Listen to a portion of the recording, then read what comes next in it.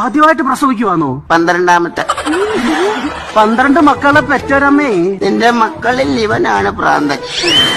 എന്നിട്ട് കാര്യം പറഞ്ഞ ഈ മക്കളുമാരൊക്കെ അറിഞ്ഞോ ഇത്? അവരുടെ മക്കളെ അവരറിഞ്ഞ കൊല്ലുവെന്ന്.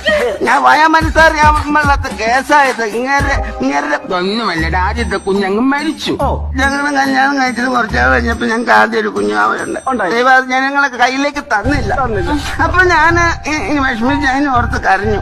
അപ്പൊ പുള്ളി വന്നൊന്ന് ആശ്വസിപ്പിച്ചു. അതിന്റെയാണ് അന്നമ്മ. പിന്നെ ഇങ്ങനെ 12 പ്രാവശ്യം എനിക്ക് സങ്കടം വരുമ്പോ ഇങ്ങനെ ഒന്ന് ആശ്വസിപ്പിക്കും. അങ്ങനെയാണ് ഈ 12 അങ്ങ് പോയത്. ഒന്നും ഡോക്ടർ വന്ന് ഇത്ര നേരമില്ല, ഒന്നും നോക്കേ.